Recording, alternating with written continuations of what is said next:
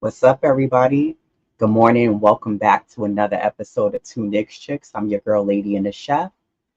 And I guess happy day off to some of you who probably have the day off, and those of you who don't and are tuning in, salute to you as well. Um, I just wanted to go over the most obvious with the Knicks losing Isaiah Hartenstein and not being able to sign him, which actually sucks because I thought the Knicks would have been able to do it. But I guess, hopeful, wishful thinking on the Knicks' part being able to retain Isaiah Hartenstein. Um, it sucks because I think Isaiah Hartenstein, while he's not a Nikola Jokic or he's not an Embiid, he brings a lot of other things to his game that was very impactful to this Knicks team, right? The fact that he was able to stay healthy for one throughout an entire season and step up to the plate, play his role as a starter, be impactful on the defensive end, held a lot of weight. And we all knew that with what he did and brought to this Knicks team was going to carry a lot of weight, and this Knicks team was going to be able to um, look to try to keep him around. But also, other teams are going to be interested in Isaiah Hartenstein and looking to offer him a bigger contract than what he was already making with the Knicks. And I think what he did, I'm appreciative of what he brought to this Knicks team. But it's just unfortunate that the Knicks weren't able to reach his number. And I think Isaiah Hartenstein, like a lot of the other players in the league, they start off with what they can get, which is probably a shorter contract. But they chase after the money, right? And then they also go after teams that will be able to be a good fit for championship contention. And while the Knicks are on that road to championship contention, I just think that him moving on to OKC is also a better suited team for him. I don't want to say better, but also a pretty good suited team for him to go to. So because of the quirk in the collective bargaining agreement, the Knicks were capped at pretty much how much they could pay Isaiah Hartenstein.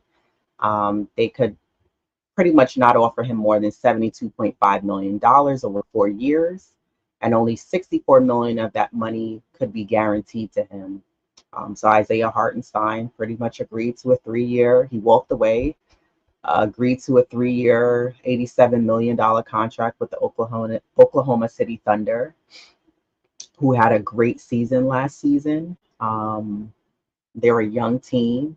And actually, it's funny because when I was doing a little bit of research, the only player who had better stats than what Isaiah Hartenstein did this past season was Chet Holmgren. So I think having him as an addition to that team it's a plus for OKC. Whereas with the Knicks, I think that's why we're here today to talk about where do we stand now with now losing Isaiah Hartenstein. Sure, we still have Mitchell Robinson, but I think with Mitchell Robinson, the issue is that he's not able to stay healthy long enough and play enough games throughout the regular season. Now, in the last episode, when we were talking about OG Anunoby, I had discussed OG Anunoby being injury prone as well. My thing is with OG Anunoby, what I did say was that if he can give us 60, 65 games, and if he does suffer an injury or needs to sit, if he can at least come back and be healthy, strong enough to play throughout the playoffs, I'll take it. And I think for me, that's the same where I lie when it comes to Mitchell Robinson. If Mitchell Robinson can give us at least, and I feel like I'm dumbing it down, but I'm doing this because he's in his tenure with the Knicks. Mitchell Robinson has only had, I think, one season when he's played, I think, maybe 65, 66 games. But if he can give us at least 58, 60 games, and then maybe we lose him, but Mitchell Robinson could come back and be healthy for the playoffs, I would take that. But Mitch, he had two ankle surgeries last season. The first one, he got injured in December. Then the playoffs, he re-injured his ankle again. And that's worrisome as a Knicks fan because I wonder, can Mitch, how many games can he give us for next season? And I think aside from the health, I think Mitchell Robinson does an excellent job defensively. He's a force in the paint defensively. His presence there alone makes guys think twice about what moves they're going to make in the paint. But I think that with Isaiah Hartenstein gone, now with the Knicks, they're missing someone who can knock down free throws at a pretty decent percentage. You miss a guy who can also give you some kind of scoring close to the basket without having to use the option of a lob. And I know there was some complaints with Knicks fans who felt like Jalen Brunson went away from lobbing the ball to Mitchell Robinson a lot. And I agree with that. I would like to see them go back to that for next season. But I think that the Knicks right now, that's something that you're missing is the passing also ability that Isaiah Hartenstein was able to do on this Knicks team. His passes were just the timing, the basketball IQ was there. And again, Isaiah Hartenstein wasn't perfect. I think we all have our own woes and issues with each player on the Knicks team of things that they do or don't do on this team.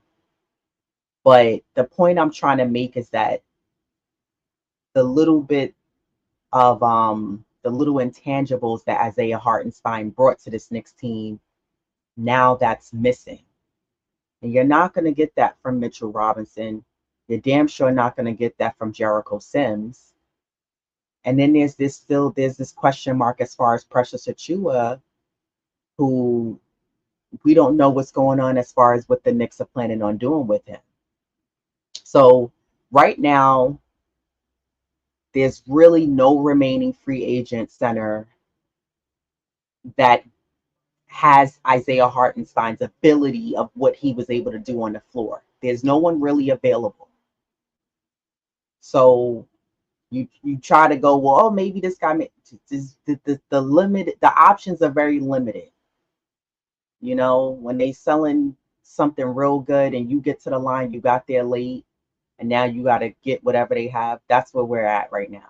Whatever's available is kind of what you gotta, and what's available, the scale level it's not too high. It's not too high.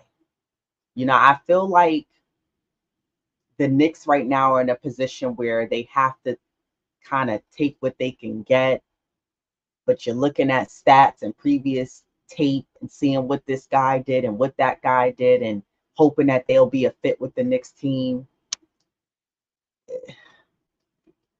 Listen, right now they have Goga Bitzdale from Orlando, Mo Wagner, Daniel Thesis, Thomas Bryant, and Mo Bamba. Pretty much is some of the list. Again, it's a small, tiny list of who's available. As far as the other 2024 free agents, center positions, there was Nick Claxton, Jonas Valanciunas, Andre Drummond, Drew Eubanks, Kevin Love, Mason Plumlee, and Luke Cornett. But they all already signed to other teams.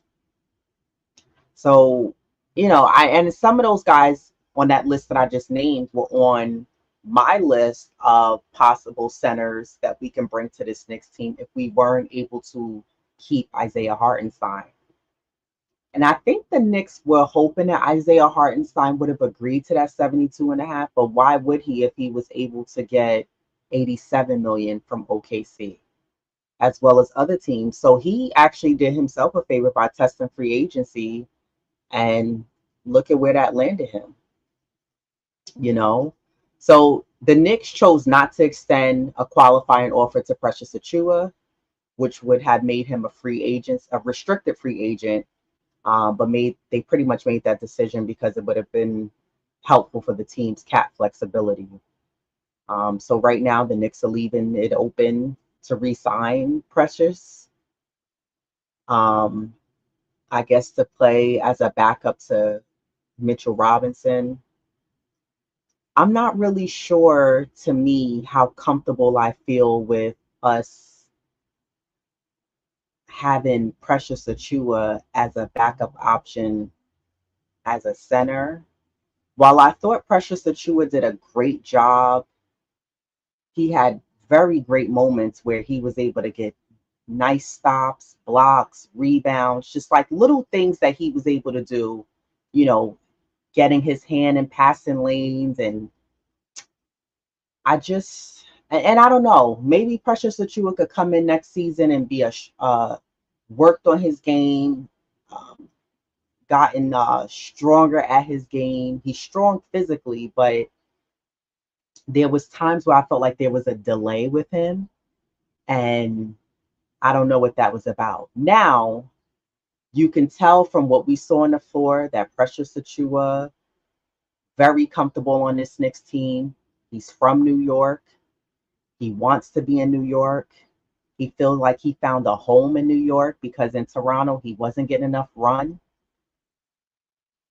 But I think Precious fits better as a backup power forward than a center. I don't think that he should be. I don't think. Here's the thing. Let me clarify this. I think what the Knicks team is front office is doing this year is that they want guys to play their position. Unfortunately, because we had so many injuries last year, guys had to play other positions, right? And this caused a lot of wear and tear. Tibbs constantly preached the next man up, next man up, next man up. Guys stepped up to the plate. Great. I'm not taking that away from Knicks players and doing what they needed to do. However, I feel like we don't want to go in that direction again. And I think because we're lacking having a solid center who has the capability to start, right? I don't want someone who's just filling in just because someone is injured and, well, you're all we have, so you got to start. No, like, I want us to get a center who you don't have to give us 15, 10, 15, 20 points a night and be scoring, shooting from the 3-point line. But I want to see that same tenacity and effort like you get from Mitchell Robinson or an Isaiah Hartenstein. And this is my issue with Jericho Sims is that he's just out there with emotions. He's just playing. You know what I mean? And I've seen people in the comments say, "Oh, he needs to get more playing time. He's still young," and I understand that, but I think when you're in any professional sport, the the the purpose of you being in that sport is to perfect your craft, right? As in anything, and to get better. And when you're in the off season, as this is right now for the NBA, you should be in the lab cooking and working with a trainer, working on, many different assets of your game so that when you come in the next season, we see, okay, oh, he looked like he worked on his game. He got a little better. And when we had Grimes, Sims, and Deuce was the only player that I constantly saw like growth, like, oh, he's working on his game. And with Jericho Sims, I was hoping to see that. And I don't want to hear just because he doesn't get enough playing time and he's sitting on the bench. The goal is to stay ready whenever your number's called. Look at Alex Burke, who just signed with the Miami Heat. He stayed ready. He was stinking up the joint when he first got here, right? I think he had a nice reality check. Like, this is not Detroit, where you were a man in Detroit scoring 20, 25. You come to the Knicks, you can't buy a basket because this is a whole new regime, a whole new team compared to the Knicks you were on when you were here. But he stayed ready. And with Jericho Sims, I'm talking about even the simplest things like a screen. The screens don't look strong enough. The decision making, he made one nice move one game. And I said, oh, maybe he should work on that in the offseason. It was a nice move. He went to the basket. He went with authority. We saw Mitchell Robinson do that once or twice. But I'm just not comfortable if Mitchell Robinson goes down. And this is my question to you all in the chat. Like, who do you go to as the backup if Mitchell Robinson sustains an injury? And this is not me being negative or being a negative Nancy. I'm being realistic. Mitchell Robinson does not stay healthy for an 82 game season plus, because the Knicks don't just play 82 games. They actually are a playoff bound team, right? And with this Knicks team looking to go championship round, we're contending for a championship. We need a strong contender out there in that center position, because right now I think we have the wings out there. We have the perimeter guys out there, but we don't have enough in the center position. And forget even Mitchell Robinson getting hurt. Mitchell Robinson needs to be able to sit down and catch his breath. We don't want to do what we did last year. This is another thing too, and I said this the last episode. I don't want to see Tibbs, if we're blowing the team out we up by 20, 25 points and it's 4 minutes left in the fourth. Why do you have Randall and Brunson out there? You know what I mean? Like, Mitchell Robinson should be able to sit down. I want to see guys be able to catch their breath and relax. You should even be able to bring the third string players in, and they should be able to come in and play. Maybe give Shake Milton a little bit more time this season, the same way Tibbs did with Deuce McBride. I would like to see him do that with guys like Shake. Give him some burn and let him see what he can give you on the floor. So I don't really know with the limited options of who's available. One, who would be a fit here on this Knicks team, and two, even if they are a fit, like, what are they gonna do throughout the season that, I just feel like the way this Knicks team played the last 2 seasons, the goal is to keep going forward and to get better. And we need a center here who could protect the paint, like, be a threat down there. Don't just allow guys to just come in and do the hell they want. And then you could come out there and you could run up and down the floor and you could get us a rebound, or you foul too quickly. Like, that's not what I'm looking for. I need somebody who can go out there, play their role. If you can give us, 10 rebounds, you give us 6, 8 points, you active hands and feet. Mitchell Robinson does a great job having his hands in the passing lane as well. His putting his long wingspan, putting his hands straight up. He's able to block shots or alter shots. That's what I mean by, like, doing other little things. Like, I don't want to see somebody who's just running through the motions of the game and you just grabbing us a board here and there. And, if Mitchell Robinson is out for whatever, an illness or an injury, and you got to do the jump ball, you come down and you tweak your ankle off of a jump ball. Or, like, I want to see effort. I want to see somebody with high energy out there. And I feel like with the slim pickings of what's available for centers, I don't really know who would the Knicks take. And I'm not really comfortable with having Precious Achiuwa be the backup center as a continuous option. I think at times, yes, but then you have, and I think that's something else that we have to wonder too with the Knicks. Like, are they going to be playing small ball a lot? Because a lot of times, I could recall games where if Isaiah Hartenstein was on the bench, the Knicks were very short. Very short. And you notice the difference when Isaiah Hartenstein is on the floor or Mitchell Robinson is on the floor. And when they're not on the floor, the Knicks are a very short team. I don't want to say very, but they're not as tall. They're not as tall. So when it's time to grab boards, when it's time to box out, it was games where we were getting, the only guy I'll give an exception to that is Josh Hart. He has springs under his feet. He has perfect timing. He's a beast when it comes to grabbing boards. He's quick. A lot of times he's jumping higher than the tallest players on the floor. But otherwise than that, I just my concern is that I don't want the Knicks, to just settle for anybody as a center position one. I don't want the Knicks to fall into having players who we currently have on the roster have to play out of position, right? This is what made us, we were fine round one. Most of round two, we was fine. I think the collective um, of injuries started to take a toll on the Knicks. The bench had to become starters.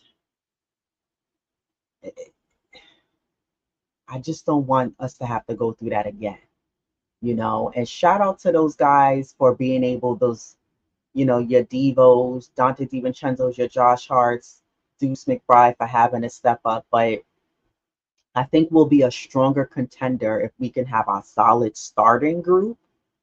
And then you have your bench who can come in the game, give Randall and Brunson a rest, give Mitchell Robinson a rest, and they can play ball, not lose a lead. Tibbs should not have to look at the bench and tell Brunson get back in. Brunson's still trying to drink some water, Gatorade. He should be able to rest, comfortably rest. Randall should be able to comfortably rest. Mitchell Robinson should be able to comfortably rest. The second unit comes in, do your thing. All right, I'm going to sub y'all out, and now we're going to go back to whoever I was putting in the starting unit. So I'm curious, what's the move for the center position when it comes to the front office? Like, what's the move that the Knicks are planning on doing or making? And I think that we still really haven't really fulfilled a second point guard position for Jalen Brunson. Like, that's another thing. I don't want to see Brunson always having to bring up the ball. But as it stands right now, and that was my complaint, like, when we got to, like, the end of round two, and I was saying how one of the things that the Knicks don't have is we don't have, like, a solid center position and I understand in this day and age in the NBA, you don't really have centers who play a post game, right? They don't catch, go down on the post, you know, get the ball, go to work, boom. You don't really see that too much in the NBA in the center position. But, excuse me, I think that the Knicks need someone at a center position who can score, who can pass, who can be an option as a deterrent to draw the defense down low in the paint.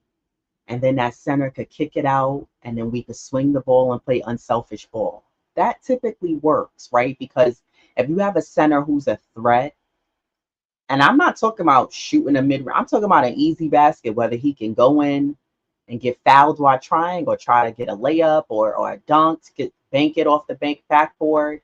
But when you have a center who's a threat and can catch the ball down low, because the defense is worried, okay, he can score. Now you can have the defense be drawn down low, and now that takes some of the defense away from Randall. It takes some of the defense away from Brunson, Josh Hart, Dante DiVincenzo, who may be open in the corner, or Deuce may be open on the other side in the corner. So we don't have that luxury, really, because teams weren't worried about Isaiah Hartenstein scoring. And to some degree, it worked in our advantage because he was able to get the floater off, because they were like, he's not going to score. And teams are the same way when it comes to Mitchell Robinson. They know that these guys are not really offensively scorers. But it would be nice if we can have that on this team, like someone who, I mean, even if we can bring somebody in and he's known he can score, then eventually teams will be like, okay, well, we got to, like, watch out for this guy. But again, I'm not looking for somebody who's going to give you 10, 12, 14 plus points a night. But I just don't want a center out there who's just running up and down the floor because that's what I'm getting paid to do, and that's the role and the position that I have to go out there and do and fulfill. So I'm just very curious, like, what are the Knicks, we, as if I work for the front office, um, but we're Knicks fans, so we're concerned. We're worried about these things. But like, what is the front office gonna do? And honestly, I want to know, like, what do you guys feel like they should do as far as getting a center position here? I think this is something that we really need to worry about. I don't think I'm not panicking, but it is a question mark that I have as far as I don't think we should just rely on just Mitchell Robinson and Jericho Sims. We that can't be the answer for the entire season and then going into postseason. I don't feel strong with just have I don't feel strong with having Sims being the backup. I actually feel a little bit more confident with Precious Achiuwa being the backup, but not every night or not most of the season. But I don't know. I just think that it's not enough. I think we need another solid center position guy to come in and be the backup, or hell, this who can be the starter if need be. So I think the Knicks front office still has some work to do. Um, I don't think that the Knicks were moving too slow to acquire a center. I think that they were hoping they were going to get Isaiah Hartenstein, to be honest. I think the front office was banking on him staying, but unfortunately they couldn't match, what other teams were offering him. And there was plenty of teams interested in iHart, you know. So I don't know. I think that right now where it stands with this Knicks team, we need elite rim protection. We need a guy who could play excellent defense, protect the paint. Um, we have enough perimeter stoppers. We have OG Anunoby, we have Mikal Bridges, we have Josh Hart, we have Dante DiVincenzo, we have Deuce Miles McBride. We have that already. But is that enough defensively? I think it could be on most nights because we proved that we can play very well without Mitchell Robinson most of the season and Randall as well. I'm still for keeping Randall. Don't think that I'm saying otherwise. But I'm just saying, considering those were two pivotal players, the Knicks proved that they were able to still carry the team and get past many teams and get those wins with OG, Josh Hart, Dante, Deuce, Jalen, and now you have Mikal Bridges who adds scoring. I just worry if down in the stretch, when you need those um, in the paint stops, when you're going against Embiid, who's very hard to stop. Embiid, shout out to Jarrell, I am Jarrell. I heard him on the Dope Soul Sports and Knicks Talk podcast, and he was saying how Embiid pretty much beat the Knicks. Even though the Knicks won round one against Philly, he pretty much outbeat the Knicks on one leg. The man's knee looked like it was coming out. It was gushing blood. He had a knee pad on. So, you know, when you're going against Embiid, Jokic, um, we couldn't even stop Pascal Siakam, which the Knicks couldn't stop him when he was on Toronto. He used to come to the Garden and do whatever he wants, score 50 points in the Garden. I know it's the Garden. Players like to come to New York and show out. Neither here or there. Besides Mitchell Robinson, who else is going to stop guys? Like I said, Mitchell Robinson should be able to get a break, a breather when he needs to be able to sit down. So I don't know. I don't know. Mitchell Robinson's been with the Knicks, what, six seasons now? And he hasn't played, like I said earlier, more than 66 games. So I don't know. I don't know. I think we have some work to do still on this Knicks team as far as the center position. Salute to the chat, Walter Blackman. Salute to you as always. Marcel, good morning. Rixie, salute to you. So let's sign Precious or get Kessler. Yeah, Kessler is definitely someone who I would love the Knicks to go after. I think he would be a fit here. Out of the few guys that I did mention that's available, I think Kessler would be a good fit. I do think the Knicks should re-sign Precious because he had games where he had a hell of a game. Defensive stops, shot blocking capability, rebounding. I mean, the little things that weren't going to be on a highlight reel, but if you're a true Knicks fan and you're watching, you're like, wow, like look what he did out there. There was a few games that Precious Achiuwa made a difference in the game when he came in. And when Randall first got hurt, Dante DiVincenzo and Precious Achiuwa stepped up big time. They were huge when we lost Randall and Mitchell Robinson. I mean, yes, the obvious was Isaiah Hartenstein had to step up and he was doing his thing. But Precious Achiuwa, along with Dante DiVincenzo, they stepped up big time for the team.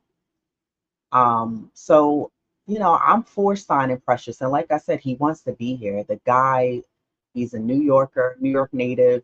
You can tell he's comfortable here. He's found a home here. Listen, he may come in with a chip on his shoulder because maybe the Knicks initially didn't offer him anything, and maybe he's like, listen, I'm gonna prove them wrong as to why they should have came at me and offered me something, when the season was over or throughout the summer. Salute Choplo, Ecom Joe. Let's get Lori. I don't know. I like Lori marketing. I think he's a good player. My thing is, would he be a fit here on this Knicks team? I was talking about this on the last episode where sometimes when you bring like really good players from other teams and you bring them to another team, it doesn't always work out. Like sometimes it's not a fit. It looks good on paper. It looks good when you're looking at them in, a jersey, and you see them and like online and in these sports articles and things like that. And then when they're playing in the games and throughout the season, you're like, it's not turning out the way I thought it was going to turn out. But I could be wrong. Maybe Laurie Marketing could be a great fit here in New York. I think he's strong. He can physically keep up with this physical New York Knicks team. I think it's something when players come and play under Tibbs. Like you have to be ready to be scrappy, physical, play like a dog, and this Knicks team already has that. And I think players know that eventually throughout practices and the games, like, okay, I gotta adapt to this and immerse myself in this style of play because this is what's expected here in New York and especially under Tibbs. But I thought about Laurie. He was actually on my trade talk series that we had at the end of the season as a player. And I know some people in the chat weren't really in favor of Laurie Marketing coming to the Knicks, but I think he would be a fit here. As well as Kessler. But salute to you, Ecom Joe. First time seeing you here. Salute to you, Choplo, as well. And Rick C, Ecom Joe. I haven't seen you guys here before. So salute to you for joining this morning. Still Knicks fans. Salute Ron. So what's good, Knicks family? Salute to the chat. Salute to Lady and Chef and Diva Locks. Maverick Mac 5. Salute to you. Good morning and salute Knicks fam. Salute to you as well. Danny Landon Good morning and happy 4th of July. Same to you. Good morning. Yeah, I'm seeing a lot of Kessler in the chat.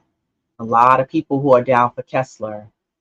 Now, let me ask you guys, when you say Walker Kessler, do you all see him as a starter or coming off the bench behind Mitchell Robinson? What do you let me know in the chat how you guys see him, his role here on this Knicks team? Danny said, who's better, Kessler or Richards? I think Kessler.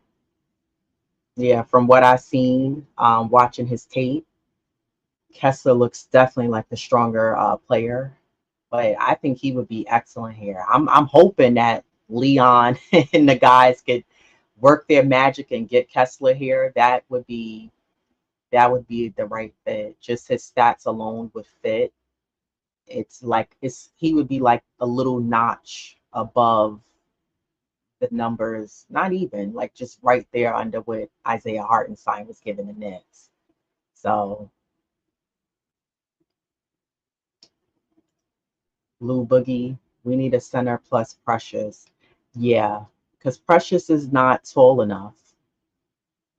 And there was times when we were playing small, and I remember where the Knicks were again, and this is where we missed Mitchell Robinson. Mitchell Robinson does an excellent job not only providing the Knicks second, third, sometimes fourth chance opportunities to get another shot off. We didn't have that on the rebounds. So there was times where Precious was out there and he was trying, but he's not tall enough. So I was like, man, we need somebody out there with long arms, somebody a bit taller with a longer wingspan who could just snatch that ball, get us the rebound so we can get down to the other end of the court. And we couldn't always get that because Precious is not as tall. This is why I say I'm not really comfortable with Precious having to be the backup center. I think he would be a great backup power forward, but I don't like him as a long-term backup center to Mitchell Robinson. AP salutes. I absolutely can't believe they can't find a backup center. I can't believe that DeRozan is still out there. I believe DeRozan signed with someone, if I'm not mistaken. And you know what it is? It's because there's really no options. The guys who were available, they've already signed with a team. Andre Drummond signed. Jonas Valanciunas signed. Drew Eubanks signed. Kevin Love signed. Mason Plumlee signed. Luke Cornett signed. These guys, they've already signed somewhere. So that's why Mitch should be the backup for Walker Kessler. Do you guys think that Mitch should be playing limited, or I don't want to say limited, but maybe not as much minutes so this way we could preserve him for the postseason? Because that's another thing that we really need Mitchell Robinson for the playoffs. Like round one, Mitchell Robinson was able to stop Embiid. We didn't have that, unfortunately, with Hartenstein. He just, couldn't guard Embiid. But when Mitchell Robinson was out there was a huge difference where Embiid couldn't have his way. He had to think twice about what move he was going to make. And yeah, I don't know. I think that if I'm Tibbs, I want to see what Kessler does out there on the floor. And I think that Tibbs shouldn't wait until circumstances arise where there's an injury and now you have to play Kessler if the Knicks are able to acquire him. I say, balance out the minutes for that center position, right? Mitch is going to need a break. And when he does, I would put in Kessler, see what he can do for this team. You got to let him get acclimated playing in real time with Randall, with Brunson, with Hart, with Mikal Bridges. Like, you want to get him out there in real time. Practice is one thing. You can do all you want in practice and look great to the assistant coaches, to Tibbs in practice. You do all you want in summer league. But when you in real time playing against Western Conference teams, other Eastern Conference teams, that's what matters. Where it matters if you win or you lose. I don't care what you do in practice. Great. Show me what they saying you've been looking good in practice. Show me that in the game. Because when I'm watching the game, that's what I'm looking for. Well, they said you look good. Remember when Kevin Knox fooled them? And they said, oh, he looks great. He had a great 1 year. And after that, poof, vanished, gone. Stinks. Maverick Mac 5 said, I don't have that faith in Sims at this point if Mitch goes down. Can he get better? Yes, but he hasn't proven it yet. Exactly. And that's my point. Sims hasn't shown any growth in his game besides I can grab you a rebound, I can give you a block, maybe 0.5, maybe a solid block a game. But I haven't seen any improvement or him proving that he belongs on his team. And again, I think Sims has been with the Knicks for a little while now, and I haven't seen a jump to the next level yet, and it's unfortunate. Walter Blackman said, as the team is constructed now, I would use Randall or OG as the backup center. Then the Knicks are playing small. Using Randall or OG as the backup, the Knicks are playing small ball.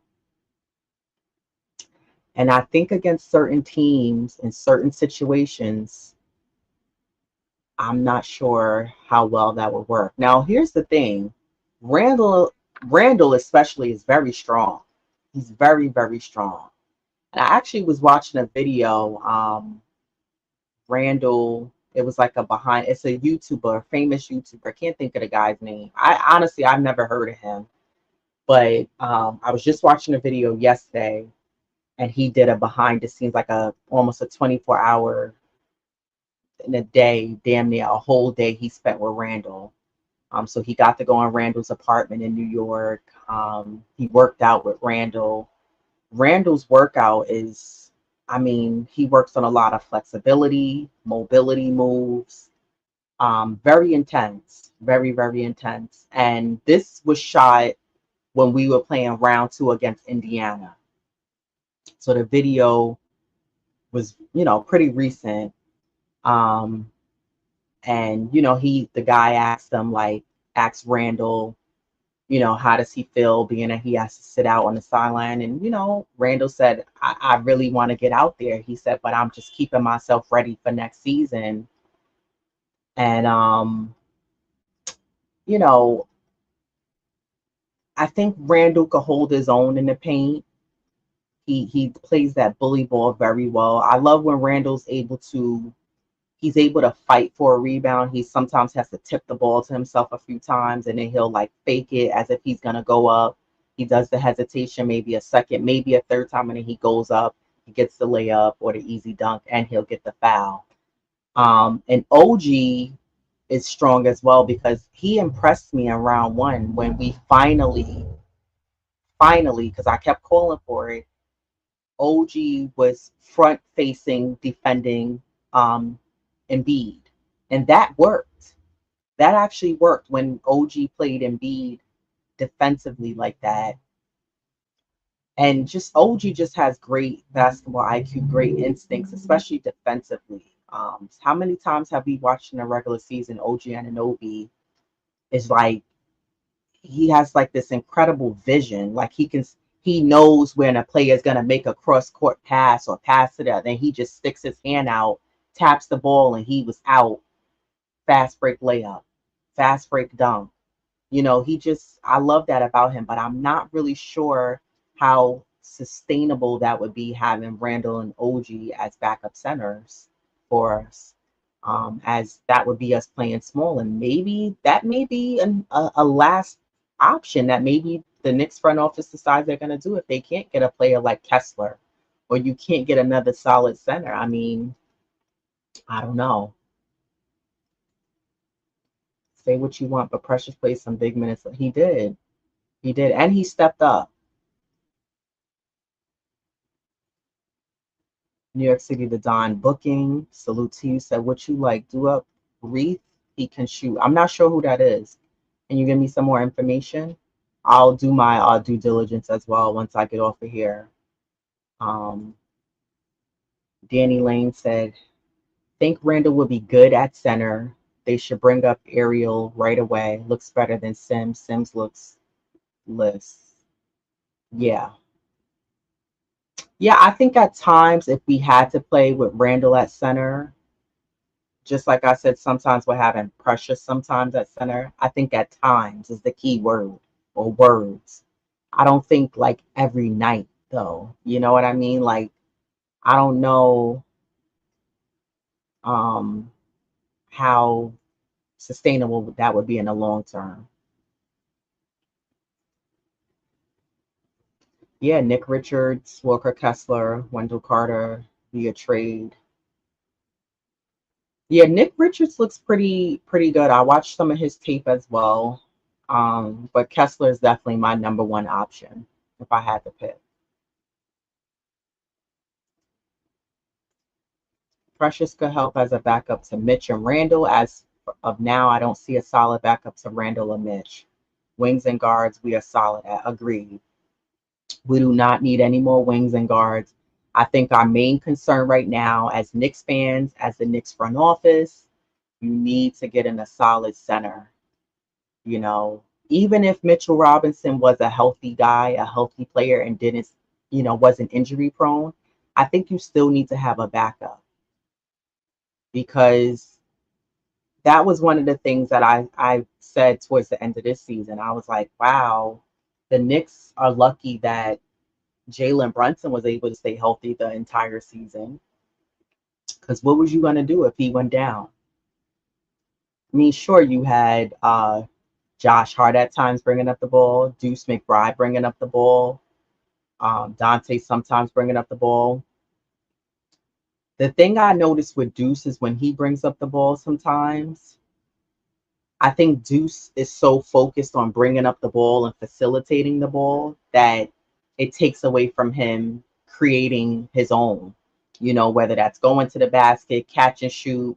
I think he's just so worried about, I have to play the point guard. But when he's on the floor with Brunson, it's a different ball game because he doesn't have that pressure of having to be the facilitator and bring up the ball. Um, but I just think that this past season should be a lesson learned to the front office. You have to have solid backups to players. You can't, like, it seems like we've covered that in the wings and guards position, but now with the center position, I don't want us to fall into that trap where we're just reliant on Mitchell Robinson and now we got to use Randall or we got to use Precious Achiuwa as a backup. Like, we got to have another option and not get ourselves caught up as injuries do happen in sports, you know. Salute Walter White. Salute CM67 said Jericho has speed to guard 3-point line and play above rim, and he is wide. Free Sims. I don't know. I just haven't. Sims also jumps in the air for every little thing. Every player does this, got him. He's in the air. He jumps for every little thing. Like he has to learn how to you can't fall for every little hesitation shot. That's part of the game of basketball. That's the oldest trick in the book. Players are gonna do that, get you in the air, free themselves up, create some space, and now they get the shot off that they want. You can't do that. You can't you're in the air all the time. Keep your feet down, but be ready and not commit so many fouls. We can't have you getting in foul trouble, 3 fouls in the first quarter. Come on. So Rakesh, salute to you, said trade McBride while he has value to get Kessler. I don't like that idea. McBride is a fit on his team. He hasn't hit his prime yet. He's growing and he brings value to this team. I don't think that you should get rid of McBride to get Kessler. I think they need to figure something else out, but not getting rid of McBride. How many games did McBride come in? He was an X factor for us. Came in and was knocking down threes that we needed. For whatever reasons, maybe other guys were off. It happens. Every night is not going to be every player's night. But I don't like the idea of trading Deuce to get Kessler. Rick C said, I do not think we will be able to get Kessler. Utah Jazz going to want too much for him. Yeah, here's the thing, too. Piggybacking off of this comment. The Knicks now, that trade that they did for Mikal Bridges, that trade now, other front offices in the league, throughout the league, they're like, whoa, look at what the Knicks did. They gave up all these picks, first round picks. They gave up this, they gave up that to get this guy who's in the league, not an all-star. I mean, people know what Mikal Bridges can do, his scoring. And I think people, were kind of harsh on Mikal, saying, oh, well, his numbers did kind of go down. And here's the thing. I don't think that that's going to be a problem when he's playing on the Knicks. I think when you're on a losing team, no, it's not excusable that you should be like, he wasn't necessarily stinking up the joint. But when you're on a team that's going nowhere, you don't really have nothing to play for. Do I think that, yeah, you should be out there still doing what you need to do? But it affects your morale. You're still competing, yes. But the Brooklyn Nets are trash. So Mikal Bridges, a lot of times, was, besides Cam Thomas, that was all they really had. But when he comes on the Knicks, I guarantee you that won't be a problem. Spirits are going to be high. His energy is going to be high. He's going to be happier. Oh, I'm on a winning team now. I'm not on a losing team. Look at Burks and Bogdanovich. Stinking Detroit, and then they come to a winning team. Look at the energy that they had, especially Bogdanovich. So while they respectively were doing what they needed to do in Detroit, it affects you. Like, you're like, damn, we can't even win the game. We barely winning a game. You come to a winning team, it's a shift it gives you. It gives you a rush, the energy, your morale on the team. It really affects the way you play. But that trade that the Knicks did to acquire Mikal Bridges, that put pressure on other front offices throughout the league.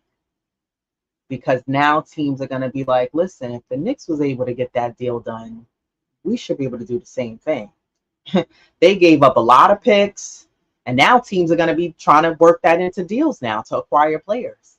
Again, for a player that hasn't been an all-star, right? He hasn't won a championship besides college. Hasn't been on a first-team NBA, all-team NBA, none of that. But the Knicks saw the value in what he can bring. I don't even think it's just because he's a Villanova guy. I just think that, like, when he was on Phoenix, he was excellent over there. And he didn't take a drastic dip in Brooklyn. It was a small dip. But that trade now put pressure on other front offices now when they're doing deals, because the Knicks, now they started something, and now it's going to be a thing now when players are going to, teams are going to want other players. So I agree with you. I do think that Utah is going to be like, well, listen, if you did what you did, gave up what you gave up for Mikal, like, this is what we're going to want. And I don't think that it's in the Knicks' best interest to be giving up a player like Deuce McBride, Well, hell, I even question if they was to want Precious Achiuwa and maybe other picks to get Kessler. Unless the Knicks front office see fit and they see that would be a good acquisition, then fine. But I don't think that trying to fix something that's not necessarily broke, like it appears we're going to run it back with who we have, as they should, and we just made minor tweaks. So yeah. Salute Wesley Robinson. Said, Peace Queen, I'm checking in from Strong Island, New York. Salute to you in Strong Island. Walter Blackman. Brunson has a true backup point guard in Kolick. Yeah, I want to see what Kolick could do in real time. I want to see what he could do when Brunson could sit down. Like, how long can Brunson rest? That's my thing.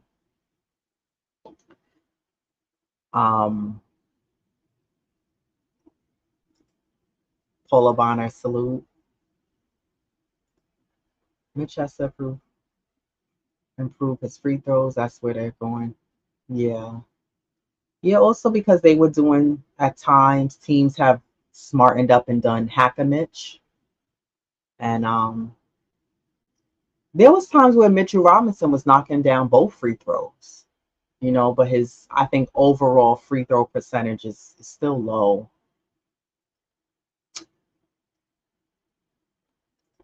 Bodega Wi-Fi says someone who can make free throws would be nice. Yeah, agreed. Agreed. We need some a center who can knock down free throws. Because here's the thing, like if you're not gonna finish at the basket, I'd rather you get fouled while trying and then at least make the free throws. And I think as a overall, this Knicks team needs to worry about knocking down free throws at a higher percentage than they did last year. Because plenty of games, numerous players missing free throws, too many in a game. And those, at the end of the day, you add them up, 8, 9, 10 rebounds. Free throws. It's those points add up. They're a difference maker. So I think we should give Mitch and Sims a hence to man the 5, at least till the deadline. I don't know. I do like Wiseman. I saw something on him earlier that someone was interested in Wiseman. Can't remember what team, but I don't know. Big fan of Kolick. That is why I wouldn't mind to trade McBride for Kessler or perhaps a couple of second picks. Yeah, I don't know. And like I said, I could be wrong, but I just don't know why would we give up McBride and he's already, proven. He's also on a really good contract. He's another one of those like coupon CVS deals that the Knicks have done. The Knicks have done an excellent, front office have done an excellent job at getting guys at really great contracts below what guys are asking for. And I think going back to Hartenstein, he didn't fall into that trap. And I don't want to call it a trap, but he just didn't fall for that. Isaiah Hartenstein said, I'm looking around this number. And that's also why the Knicks couldn't keep Quickly. Quickly, the Knicks came in $7 million lower than what Quickly was asking for. So, yeah. Polar Bonner says Sims needs to prove he can score, or else what good is he? Yeah. And that's what I mean. Like, I think Sims is out there just playing with the motions. I want to see Sim prove that, like, you can go out there and give us more than rebounding. You could set a screen. Like, we need something else, or you being open because someone caught you with the a lob and you gave us a nice dunk. That's cool, but yeah.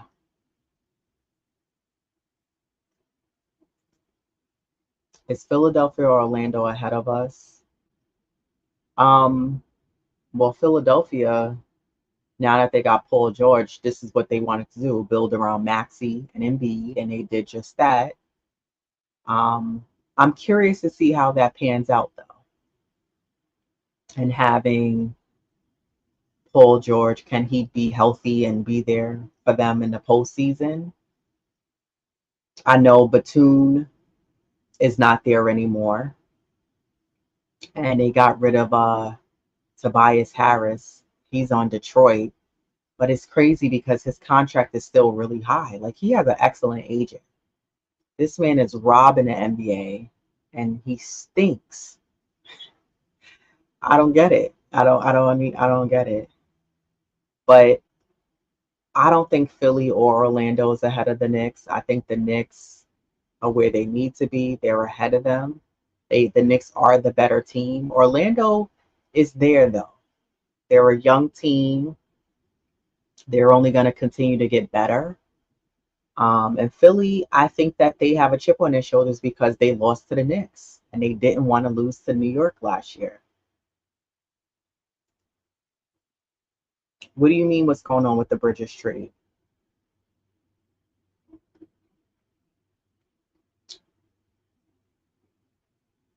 Salute Anthony D.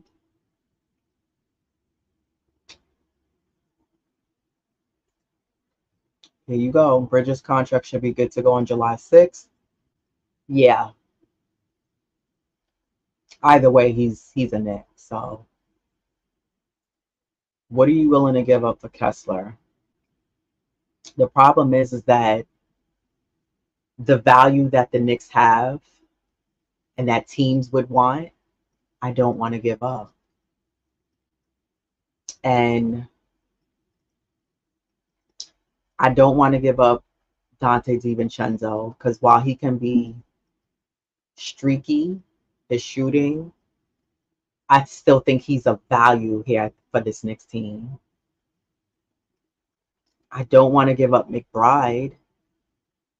And honestly, the only person I'll be willing to give up is Sims, but I don't think he holds enough weight and value to that another team would really want. That's the thing. I'm not honestly. I'm not really willing to give up anybody for Kessler. I like, can we throw Sims in a package with some picks and maybe they'll a team that Utah want that? I don't think so. I know I have to be realistic and snap into reality, but I just don't want to like. I don't know. I think that it would be Sims. Then I would say maybe Precious, and then very lastly, I would say Deuce McBride. But yeah, I would hate to do that. But Sims would be really the only guy who I would say I would throw in with whatever picks that we can offer to make enticing for a team to want. Um, the Milkman 3323 salutes you said, we honestly never know what the front office can pull off. None of us saw the OG trade coming. None of us saw the Nets giving us the best star. So honestly, we never know. And that's very true. This Knicks front office is full of surprises. I swear the way they move is like a great reality TV show or a great show in general. You're like, whoa, I didn't see that coming. And they somehow, I don't know, they're able to make deals happen and make moves in the right way. I know some Knicks fans were unhappy that we didn't get DeJounte Murray when that whole DeJounte Murray buzz was really hot and happening. But, it goes back to what I was saying a bit earlier. Sometimes when you get a player who's really good from another team, doesn't mean that when you trade for them, they're going to work out on the team that they're currently on, the new team that they're on. So if the Knicks hypothetically would have got DeJounte Murray, who's to say that that would have worked out and he would have been a fit playing with Brunson, Randall, Josh, Jalen, Mikal? Like, would that have been a fit? I think that's something that you have to consider. But we really don't know how this front office is going to move. They are full of surprises, and we don't know. The summer is still very interesting for the off season for the Knicks. You just never know. Yeah, Kemba Walker retired. He didn't work out with the Knicks either.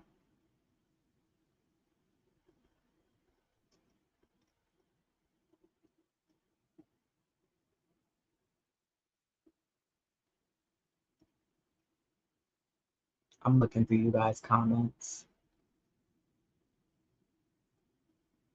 I don't know. I don't think that the Knicks are gonna trade Mitch, but listen, I didn't think the Nets was gonna give up Mikal Bridges, and look at what happened. I I said that about Mikal Bridges, and then next day, boom. And actually, someone that works with the New York Liberty had asked me about literally verbatim. He said, "What do you think of Mikal Bridges?" And the next day, I don't know if this guy had an inside scoop and he knew something, but the next day, the Knicks acquired Mikal Bridges. So I don't know. I don't know. We need to rest Mitch throughout the regular season, keeping him healthy, and let him all out in the playoffs. Yeah. Yeah, I think that Mitch should maybe play like a limited amount of minutes per game in a regular season so we can have him in the postseason. I also think that Mitch needs to sign up for Joe Johnson's yoga studio. He needs to work on his mobility and his balance. Mitch has horrible balance. Um, Bodega Wi-Fi said, "Do you like any G League centers from the Westchester Knicks or any other team?" I haven't seen anyone in G League yet, and same thing with the any other teams. That's made me go like, yeah, this guy is. And Diva Locks watches more of G League more than I do. I'm gonna be very honest. She keeps up with G League a lot. So, she may text me someone and say, "Hey, check this guy out." And if she does, then I'll take a look. I'm always constantly looking not only at the YouTube Knicks content creators online, shout out to all the Knicks content creators, but I'm also keeping up with what's happening online. I'm following what's going on with the Knicks on X. So many different news articles that I read that I'm constantly seeing what's happening, following, Ian Begley, Shams, the Athletic Report. Like I'm just constantly feeding myself with, what's the latest updates on what the Knicks are doing. So, but for right now, I haven't seen anyone from G League that's made me say the Knicks should look into him. Um, are the Knicks capped for next year's free agency as well? Well, they have a cap already on what they can offer. Um, this is part of the reason why the Knicks haven't signed Precious Achiuwa, because they're trying to keep the cap flexible. So, which still may happen, but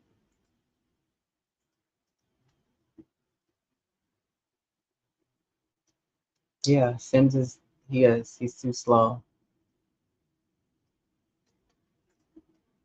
Terran Mosley, salute to you, said the Knicks better hurry up and get a center and fast. I can't bank on Mitch this season. Yeah, I agree.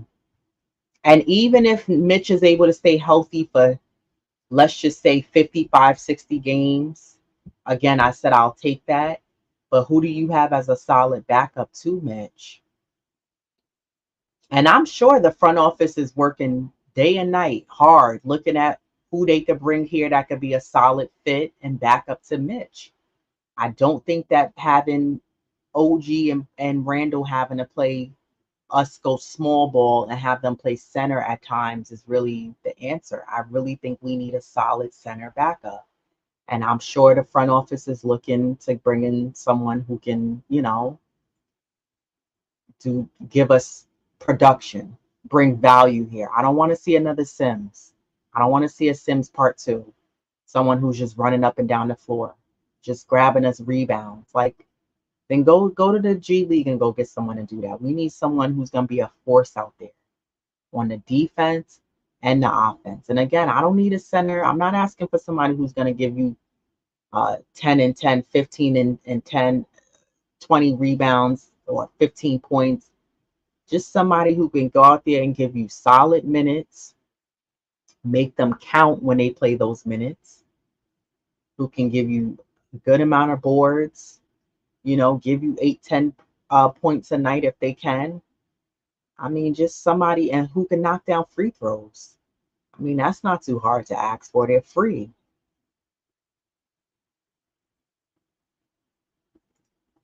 You heard the milkman, 3323, 34 of us watching. Actually, it's 53 right now, live, but only 20 likes. Smash the like button, y'all. It helps to get us on the algorithm. This is a growing channel.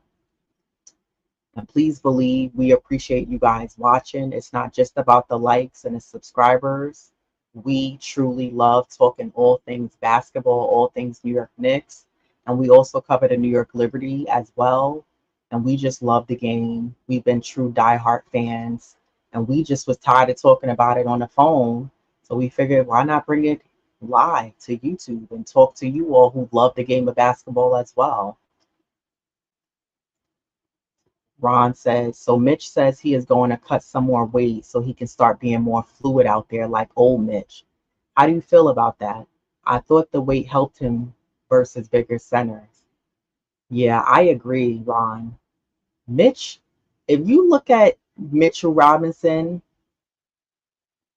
Julius Randle, and Jericho Sims, those guys are ripped. They hit the weight room, and you're not going to tell me otherwise. Julius Randle, that video I saw him yesterday, he even said, the YouTuber asked him, were you like, did you work out in high school like that? And Randle said, not really. He said, but college I did. He said, but in the NBA, I really started lifting weights. He said, and I'm a lot stronger now. No lie told. Julius Randle, Mitchell Robinson, very strong. Very strong. I mean, but I think with Mitch, yeah, cut the weight is great, but I think he needs to work on flexibility, mobility movements, balancing, yoga. He needs to add that to his workout regime because he's very unbalanced. He does not have good balance. He falls over every little thing, you know, certain times a step or a movement he makes, and that's what tweaks his angle, too much weight from his knees, and it's just, but I thought Mitchell Robinson adding the muscle and the weight. So I remember someone said Mitchell Robinson looked fat this past season. I didn't think so. Mitchell Robinson got stronger. His arms, his shoulders stronger, and you need that. I mean, come on. He was able to stop Embiid. That's a big man. That's a strong, heavy guy. So I think, okay, if you're going to lose a little weight to be more fluid out there, great.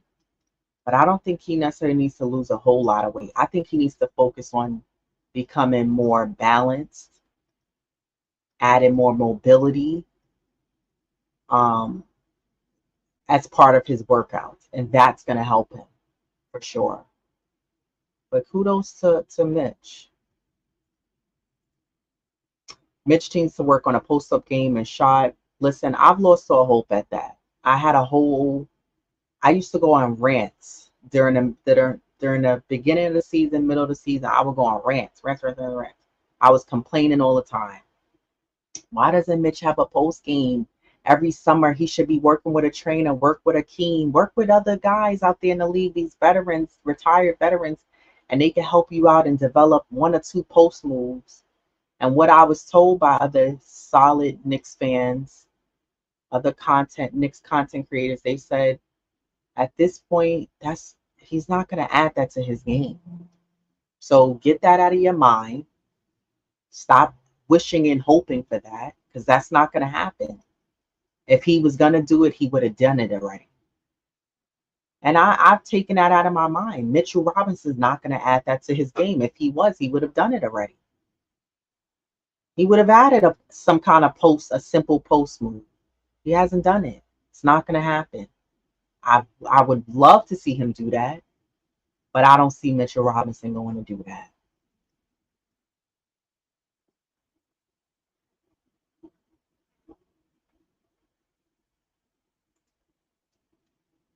Yeah, that's what I was saying. There was a team that was, I don't know if they snatched Wiseman up, but there was a team that was interested in him. So Dorcosaurus Rex, I like that handle. Said trade Jericho Sims, Jacob Toppin, Shake Milton, Daquan Jeffries, Dwayne Washington Jr., and picks for Walker Kessler, and maybe also Laurie Marketing too somehow. Does this re-sign Precious? Do this plus re-sign Precious, and we are set. So you basically want to get rid of the whole third string bench option, which I'm not mad at. I'm not even mad at that. Can the Knicks do that? That's really the question. Because to be honest, Sims, Toppin, Jeffries, Washington Jr., not doing anything for us. They come in if they get lucky because Tibbs doesn't have trust in any of those guys, including Milton. But I like Shake Milton. Tibbs doesn't trust none of those guys. They get lucky if they get 2 minutes of playing time. Tibbs would rather keep the starters and the bench squad in and be up by 20, 25 points with 2 minutes left. And maybe, okay, finally he'll sit them down. Tibbs has trust issues. He don't trust guys, especially rookies, but especially these guys, he don't trust them. But I'm not mad at that. Dorcosaurus Rex. I would get rid of them all. What are you doing here? Warming up the seats for the players that's doing something out there. I'm not mad at that. You need good people to eat minutes so your starters don't play 50 minutes every game, every single night. 100% agreed. And I believe this is where the front office is trying to move away from having to have Josh Hart, Randall, Brunson playing 48, 50 minutes a night. Like, let's not run these players to the ground. I'm not saying Tibbs is doing that. We had circumstances where we didn't have anybody. But again, I don't want it to see in December, January, February, March, and the Knicks are up on any given night by 20 plus points, and it's 3, 4 minutes left in the fourth quarter, and you still have Randall, Brunson, Josh Hart. Like, why do you have them in? Sit them down on the bench. You already played 40 minutes. Sit them down. You don't need them in. Let them rest. You gotta, especially if it's a back-to-back or you got another game in 2 nights. Just, why? And then what they do is then Tibbs wants to put in Sims, Toppin, Milton, Jeffries, Washington Jr. for 2, 3 minutes. Everybody's leaving the arena at that point. People are trying to exit to beat the crowds of everybody trying to leave at one time from Madison Square Garden. They don't want to see them play. And it's no disrespect to those guys, but at this point, we know we already won. But that's the only time that those guys get playing time.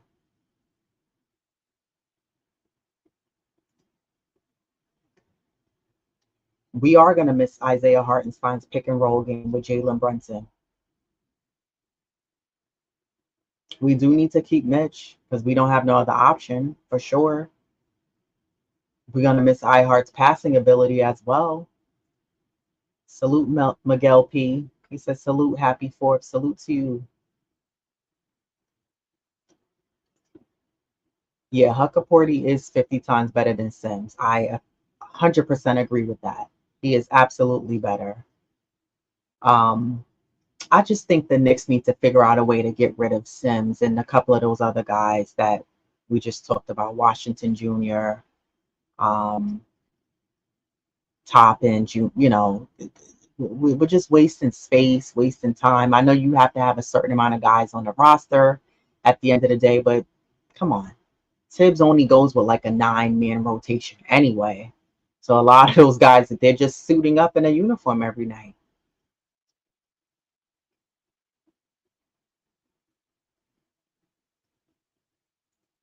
Wait, do they have money for the mid-level? Barely. Barely. Because of the um, Mikal Bridges acquisition. And then let's not forget, August 3rd, both Julius Randle and Jalen Brunson are due for contract extensions. So we can't forget about that either. August 3rd, they due for paydays. And then, not to mention what the Knicks paid OG Anunoby. Money is real tight. They're limited to what they could really want to do. They really can't do because the cap. And this is why they didn't even really offer anything to Precious Achiuwa, because they're trying to keep the cap flexible on who and what they can do and bring in for this team. Yeah, but Caruso's a OKC. He's with OKC now, right? He would have been a nice backup to Brunson, though.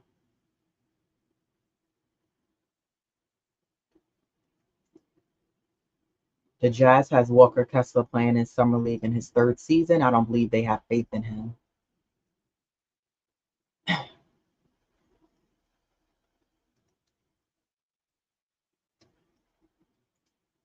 How often will Mikal see the opponent's best defender?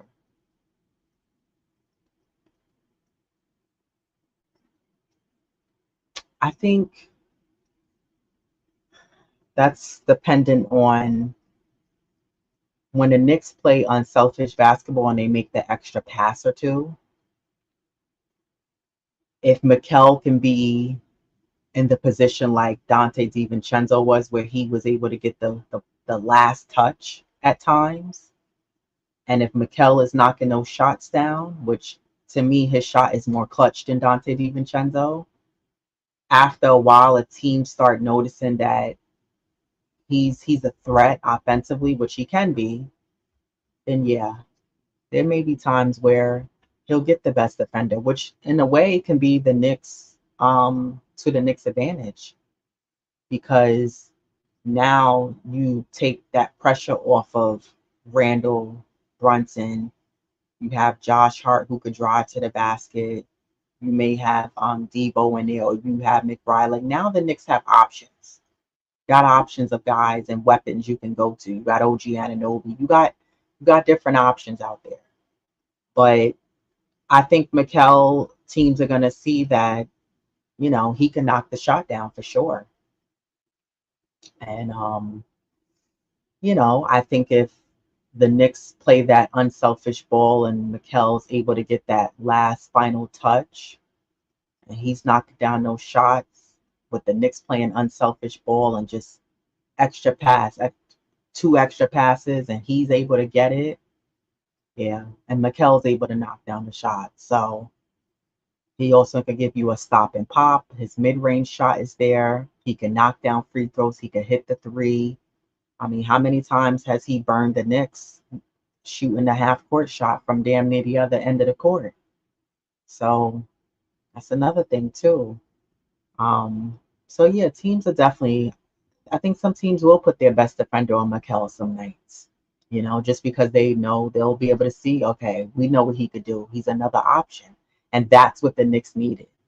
Need another option. It can't just be Randall, and it can't just be Jalen Brunson. Got to have another option out there another guy who can give you scoring. There was times where I think OG fits as a nice filler. And what I really like about OG is sometimes where the Knicks, maybe Mitch is able to give them that second chance, third chance offensively, those offensive rebounds. Sometimes OG just says, man, the hell with this. I'm going to just take it in and get us the easy basket. Like Stop settling for shots and just take it inside. And that's what I like about OG.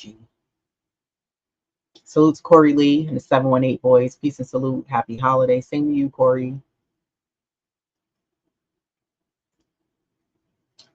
He's a solid 3-and-D player. Agreed. Kessler's only 22. Him playing for Tibbs most likely will get paid in 3 years.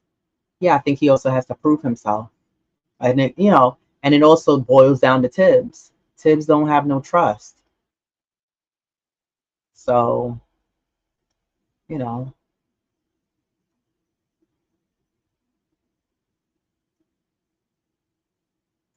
sign pressures keep loading up on wings until a center that fits shakes loose. But how long do we wait until we sign a center? Like how much longer do we continue to wait?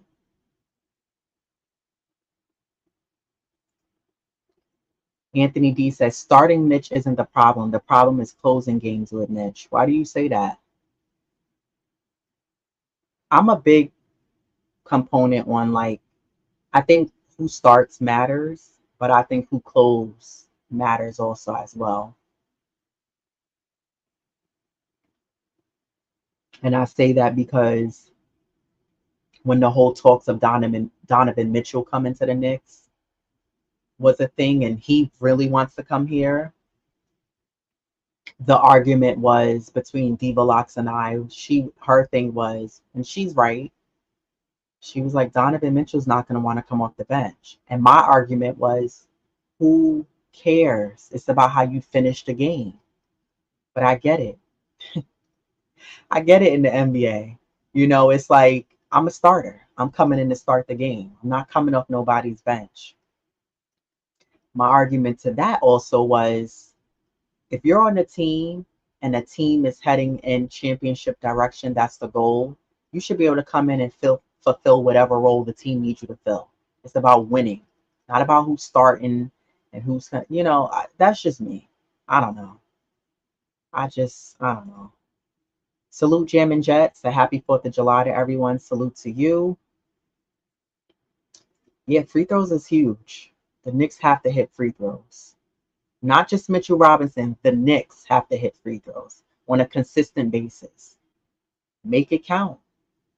I think it's important that the Knicks have a great regular season, but to keep that energy high and to switch to a different level. The playoffs is a different animal. It's a different animal. A Negro One salute says salute and happy 4th. Same to you. Yeah, I'm trusting the front office.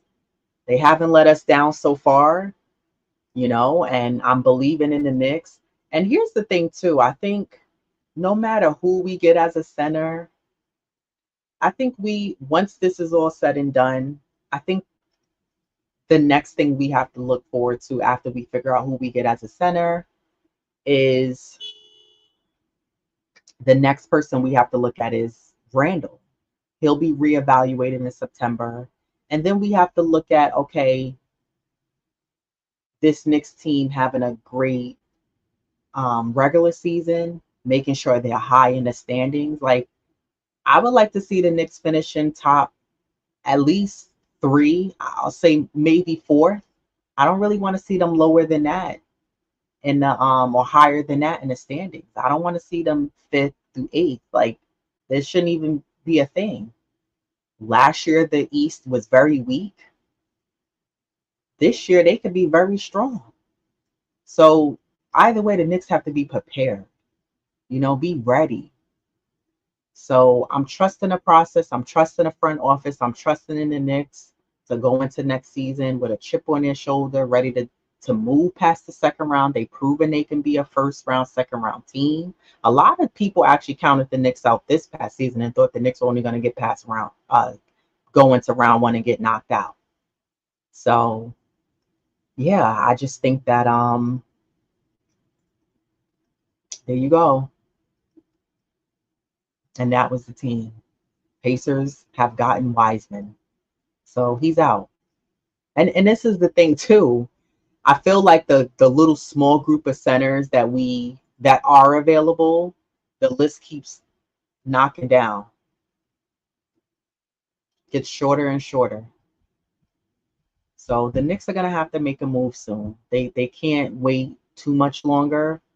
Like I said, you don't want to just take any old body just to say you're fulfilling a backup center role. Um, the reason why you would have to give up McBride is because Danny Ainge is no fool, and the Knicks have nothing else to get that quality of a big man. Yeah, they do have more to offer, but not more to offer just to give up. Like everybody else that we have on this Knicks team that's good and that holds weight and brings value to this team, the Knicks are not going to be a fool either and just give them up. So, salute Kareem Libbert. He said, we sucked at the line. Brunson missed some big free throws. Yeah, Brunson did. Josh Hart did. Um, Isaiah Hartenstein did. Dante did. They all did.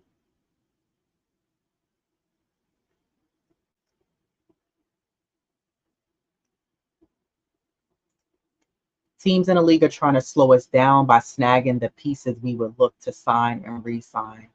Yeah.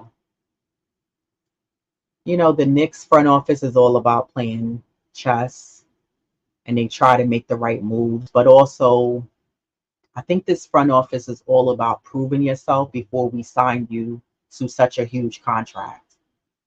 And I think part of that is to blame is because the old Knicks, when we were really, really bad, like when the Knicks were getting booed on their own home court, we used to give out really high paying contracts to guys who were a total bust, injury prone, but off the team, on a whole nother team, and the Knicks was still owing them a lot of money.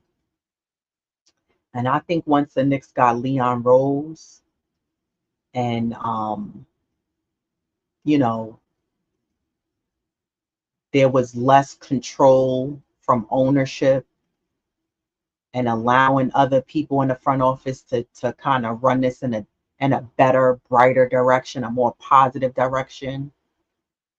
You see that now, which I 100% agree with. Like, prove what you've done for this team. Prove that you could take this team somewhere before we go shelling out all this money to you. What are we giving you this high contract for? And we ain't even getting nowhere in the playoffs. We ain't even have a good regular season. So this front office is not about that. And honestly, I respect it. I'm trusting the process and where this front office is going to go.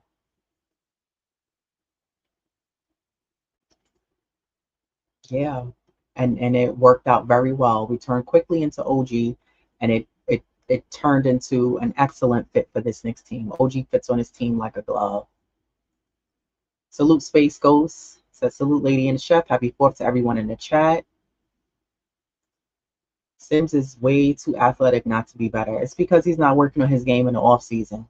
I'm not understanding. When you're off, you should be working with a trainer every day. He doesn't need strength training. He needs to work on his game. He has nothing to offer for this Knicks offensively. Nothing. You got to add something under your belt besides I can just grab rebounds and set a screen. It's not good enough in today's NBA. I'm sorry. I'm sorry. I'm not even asking you to be Embiid or Jokic where you're knocking down the three. Like, could you give us something else? Something else besides I'm a defense decoy, I'm a defensive presence, and I could grab you a couple of boards. It's not good enough for me. We don't need a lot of scoring from the 5 spot, no. But Hartenstein's 8 points a game helped. How many times, even with Hartenstein's not so confident floater, which I'm sure he's working on this summer and is going to get better at it, how many times did those points help us, especially in the playoffs? because teams weren't worried about Isaiah Hartenstein scoring. He's not really an offensive threat, but he would utilize it. And guess what? It helped us out. So having a center who just can score when they get the lob, that's cool.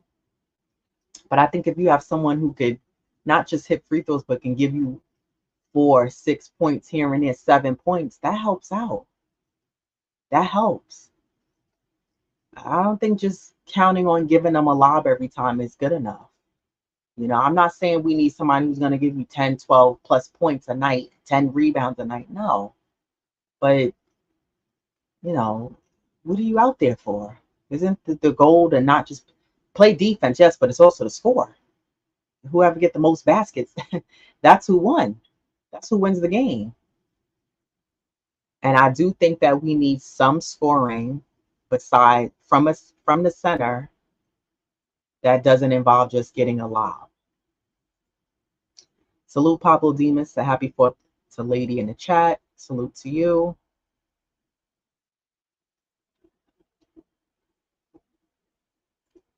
We have to see what Summer League looks like, and we are a strong chemistry position.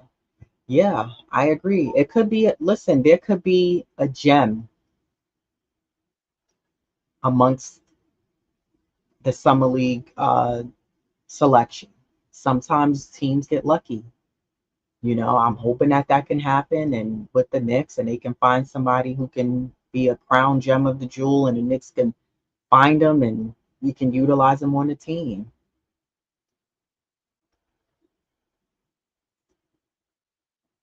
I thought he was on Dallas, or did he get traded? Philly is a problem, but the Knicks are deeper. Yeah, I agree. The Knicks have more options too. Philly just has Embiid, Paul George, and this guy.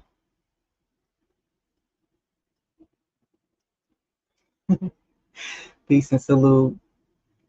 My CLI bro, Bodega Wi-Fi. Yo, tell Lady and Chef that I can play center for them.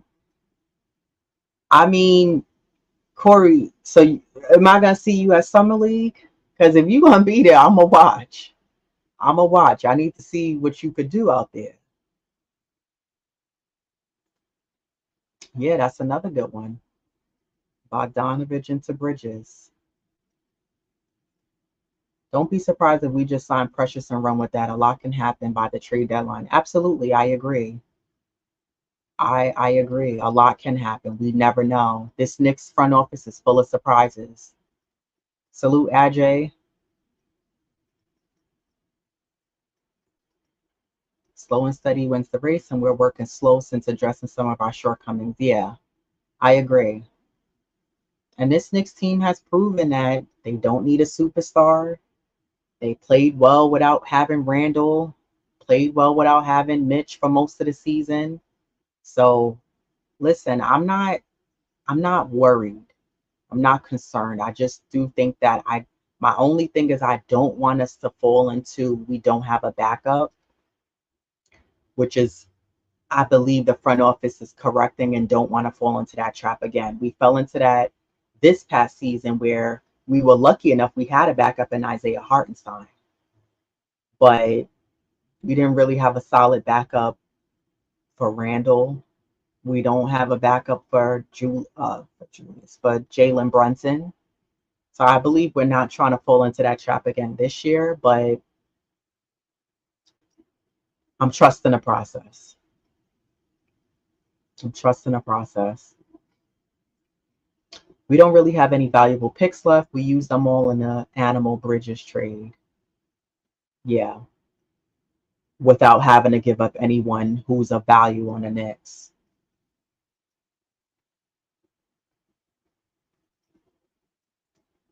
Kessler will cost too much. Maybe get a third team involved. Possible. Chef NYK said it would take a third team to facilitate the Kessler trade. Keep an eye on the Wizards. Yeah, second person saying it'll take a third team. I mean, we'll see. Richards is easier to get than Kessler. I think Kessler is more talented. Agreed. Yeah, Richards would be easier to get, but I'm like, do we want to settle? I mean, don't y'all feel like that's settling? Or is it just me? Am I asking for too much? Space Ghost said yes. Don't expect any more big moves until the next trade deadline. Hopefully, Tibbs gives some of the draftees some shine. I hope so. Tibbs really gives them shine and a chance in practice. Regular season, I don't know. I don't know what bar you got to pass for Tibbs to say, all right, you can get out there.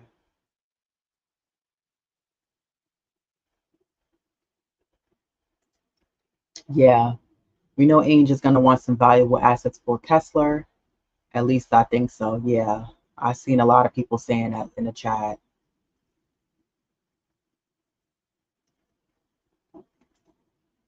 I can't lie, I like Kessler. Richards would also be a fit, but Kessler can pass. That's important. Exactly. He has a bit more repertoire under his belt than Richards.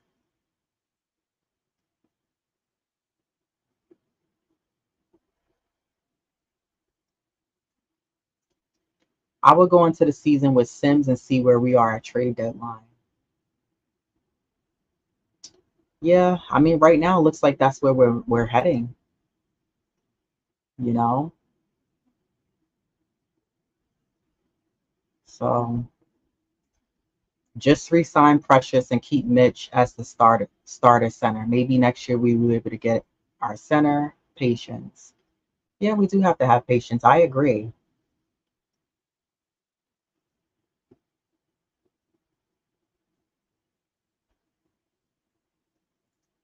Any potential waiver wire casualties we should consider? Hmm. I don't know. I don't know.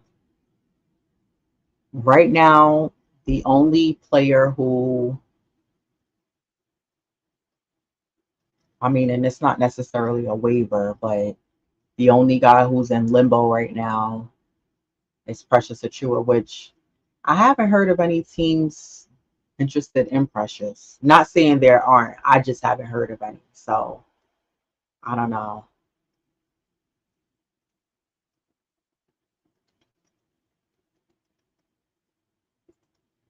Salute Nia Walker said, have you seen the disrespect Randall been getting? People acting like he don't give us 25 and 10.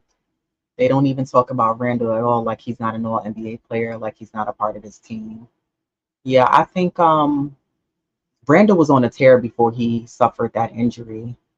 I think Randall, for me, and I'm sure a lot of Knicks fans, the biggest thing that we want to see from Randall is we want to see what Randall could do in the playoffs. We haven't really been able to see Randall at his full potential in the playoff season. And here's my thing: if the Knicks are gonna extend Randall and give him all this money on August 3rd, at the when he's him and Brunson to do their extension money, I just want to see. I really would like to see what Randall could do in the postseason. Now, Randall's not injury prone. Unfortunately, he was done dirty by two Miami Heat players. But I would like to see Randall be able to be an asset to this team in the playoffs and be able to come through and really help out this Knicks team when it really counts and when we really need it. But last year, Randall was looking excellent before he got hurt. Sims came into the league in 2021, same year as Deuce. Granted, different position. However, Sims has not shown any growth or improvement. Yeah, that's Diva Locks, y'all. Yeah, that tells you right there. And that was the point I made early at the top of this show. When we had Grimes, I used to look at Grimes, Sims, and Deuce. Out of those three players, the only player that shown improvement was Deuce. He's worked on his game. He stayed ready. Sims has been in the league long enough. It's too long, and you haven't shown any improvement. Salute Kareem Grant.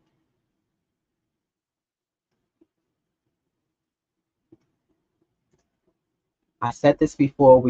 All we need to do is re-sign Precious, and we'll play center by committee. Yeah, I mean that's where it looks like we're heading. It looks like that's where we're heading. So yeah, Mitch, it's something's off. Balance mainly, but it's something's off.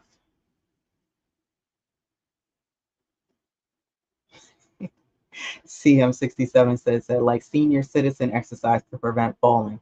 Yeah, he needs something. Something's off with Mitch's balance. Willie V, salute to you for joining. Said Mitchell is not ripped. He's a slob compared to Shaquille. Fat people would say that muscle, horrible game. Don't know who you guys are watching. If it were me, Mitchell Robinson would be gone. Wow. I mean, I don't think he looked sloppy. I didn't see that. Maybe my eyes was looking at a different Mitchell Robinson, but wow. Said nah. We don't necessarily need points from the center position. We need someone who could pass and play defensively. Yeah, I don't think we need a ton of points every night. And listen, even if the center doesn't score, but if you can pass the ball and you're not afraid to put the ball on the floor here and there and don't feel like you're gonna travel, and someone who can play excellent, excellent defense, I'll take it. But I don't think we need a Sims Part 2, 2.0. Yeah, Corey Lee had updated us on that. Crazy, crazy, crazy.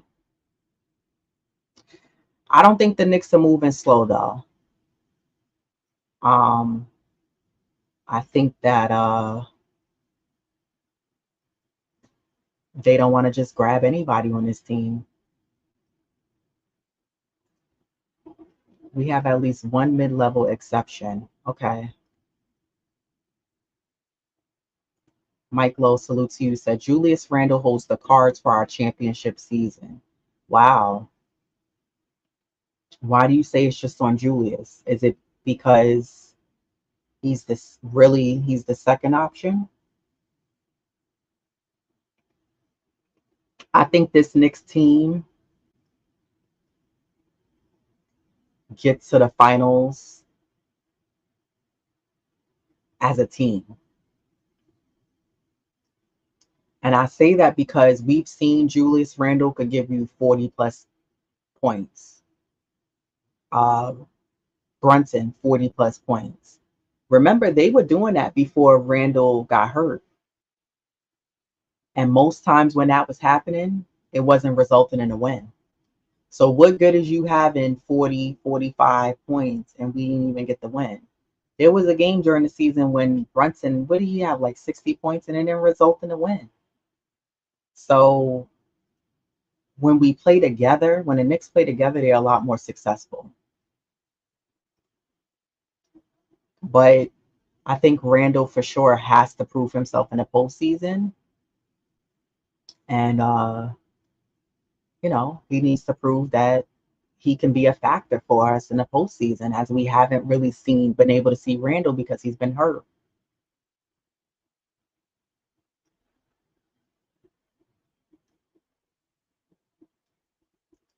If the Knicks do involve a third team to try to get Kessler, um, and let's say it involves Washington, I'm curious what would that trade look like? Who would that involve?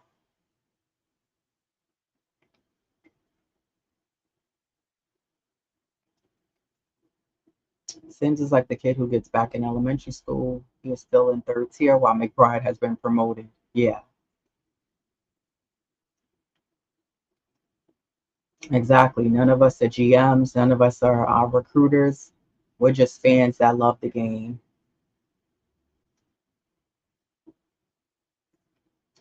Dunbar Scalman, salute to you.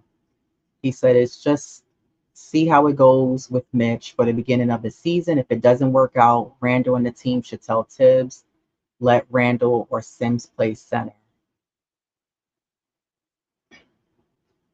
If the Knicks aren't able to get a suitable center as a backup to Mitch, then essentially it would be Sims playing backup. And then at times it probably would be Randall. Maybe sometimes Precious, maybe sometimes OG. They'll be playing small ball. So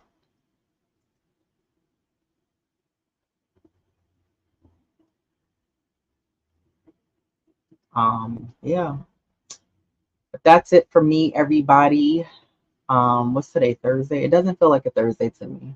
But everybody have a beautiful rest of your day. Thank you for joining me. Um, salute to the chat for joining me. You guys have been really diving deep into the chat, and I love it. I love to see the interaction. We'll be back on Sunday morning. We'll recap the Liberty game. The Liberty play Indiana Fever. I know that's going to be a highly watched game as Indiana Fever has Caitlin Clark on the team. So I'll definitely be watching. Indiana hasn't seemed to have an answer for the New York Liberty yet. I don't see them having an answer as the Liberty are the better team. So I will be watching that game. It's an early game on Saturday at 1. Those of you who haven't checked out a WNBA game yet, check them out. The New York Liberty are sitting at first in the league and right now. They have a chip on their shoulder. They lost in the championship round last year at home in Barclays. So they're coming out with a vengeance this year. I love it. I will be keeping up with more Knicks news. I'm curious to see what moves we make for the center, if we grab anyone, or are the Knicks going to just keep with who we have and wait to the next trade deadline? Or are they behind the scenes trying to work out a deal with the third team right now? We don't know. So we'll be keeping tuned into that. But until then, look out for us on Sunday morning. We'll be on at 10 or 10:30. And yeah, we'll bring some more Knicks news. We'll have some WNBA news with the New York Liberty. And until next time, everybody, salute to you all. Have a great start to your weekend. Stay safe out there. Peace, everybody.